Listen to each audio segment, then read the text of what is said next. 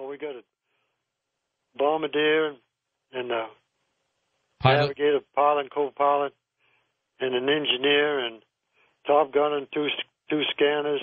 So a pretty good-sized crew. Yes. All of you at some point had to start saying, what the heck did we carry over here, right? Yeah, we were surprised, too, because we did a lot of top-secret stuff. We'd go to different bases, landed at an airfield, didn't know what we was carrying, and unload it, and then we'd fly back to another base, then we'd fly back to that base, and then back to Roswell. And this really stumped us, because we were so shocked because of our top-secret and everything else.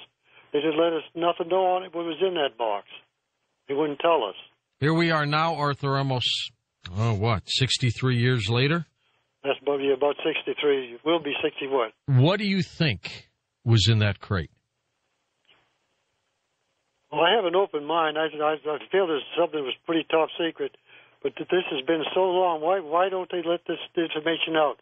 I heard there's, I guess everybody's heard there was at Wright-Patterson. They were supposed to take the bodies up there from Fort Worth, right, and put them in a deep freeze up there somewhere. Yeah, I thought maybe you folks flew on to Wright-Patterson. You didn't. So no, we didn't. So you went back. Had this been a weather balloon, Arthur, would they have done this to you guys? Would they have kept it that secret from the crew? Well, I'll tell you what I thought, because this is my own opinion. When they mentioned the weather balloon, they said there was no such thing as flying saucer in the bodies, but we knew there was some secret in that box. And I thought they might have used, not mannequins, I thought they might have, for high-altitude bailouts, yeah, they had the B-36. I thought they might even use cadavers for experiments, but I imagine they used cadavers or mannequins on there for secret for bailout. We thought of that. I had heard rumors that they might have had, the war was over, but they might have had Japanese POWs, short POWs, and that they experimented with them. Something went wrong, and they had to cover it up. Did anybody ever talk about that at all out there at that time? No, I never heard of that. But I thought when they said weather balloon and they to high altitude, I heard the rumors there was experimenting with high altitude balloons for B-36s to bail out. And then we heard they had a weather balloon to check for radiation for when Russia was going to top that atomic bomb. Yeah. We thought that might be, and then, because there was so many rumors flying. Arthur, what would you have done had you gone back there and they opened up the crate and you would have seen 3 alien bodies there from another planet? They would have shocked me pretty good. But I remember at the time when this all happened, there was a rancher. At that time, it was rumored that he'd seen some craft crash. They said there was bodies underneath it. Then they shut him up after a couple of weeks. At any point afterward, after you and your crew came back, did any more stories start filtering out what this could have been or what was going on out there? No, they explicitly told us, don't ever say anything, not even to our wives. They really did. And then they kind of put the brainwash, and they kind of brainwashed. I never did tell my wife anything about our wife on until Tom was writing a book, and he called up here, I can't remember, 5 or 6 years ago. And then it came on the air, and then one of my sons seen it on the History Channel. Yeah. That's the only time he ever opened up on it. I was surprised. Now, That's how long I kept secret about it. Here you are now, in this point in your life.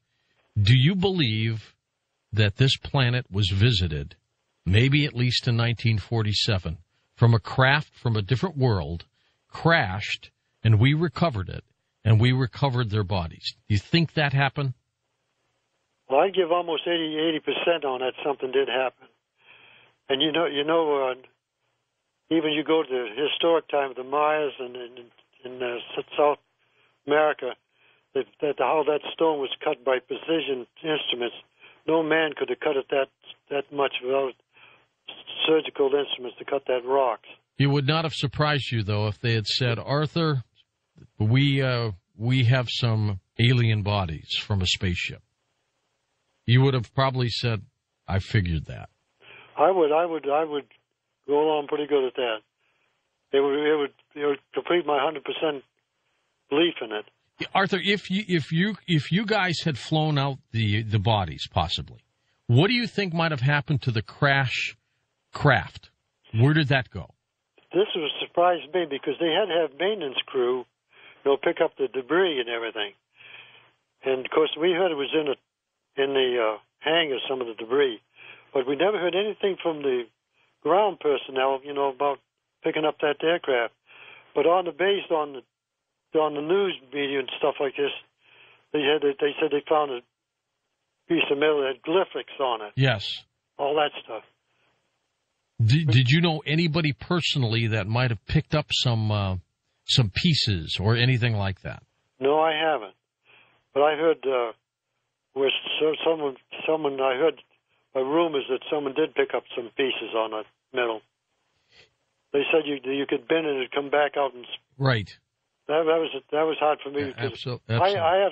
I'm from Missouri. I'm not from Missouri, but the only Missouri you say, I believe only you can see it.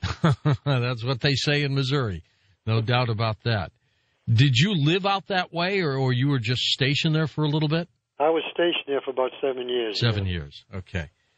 And even later on, even though you guys didn't talk about this, did you hear rumors whenever you guys went out or you go into town, did people talk about this? No, not at that time. It was a well-kept secret.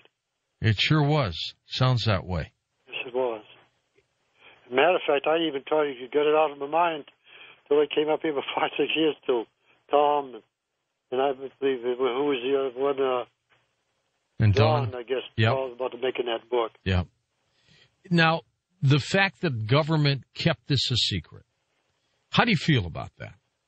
That they just held back, they didn't tell you folks, they didn't tell you. This is what always bogged in my mind. Why don't they say something about it? Remember about the flying saucer, about the Blue Book. I'd like to add something else here. Just about 3 months ago, Italy called from Italy, and he's an author writing a book on if there's other people in outer space,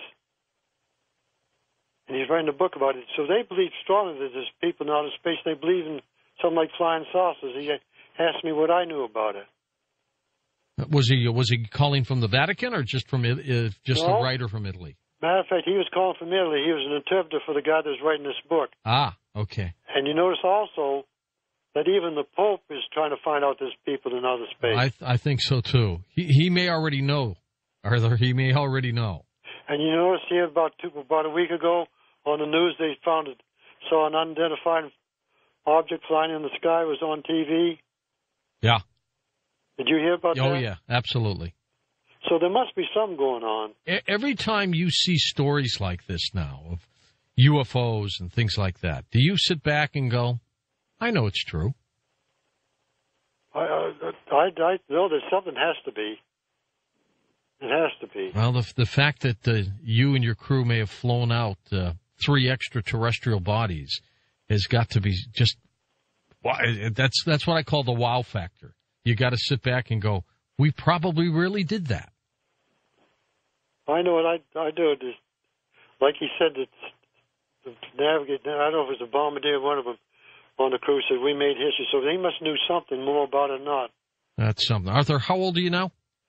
I'm 86. All right, sir. My father just turned 87 2 days ago. Well, congratulations. And thanks for serving. Continued health to you, okay? I appreciate it. All right. Thank you, Arthur. And thank you. All right. That's Tom and Don. That's quite a story.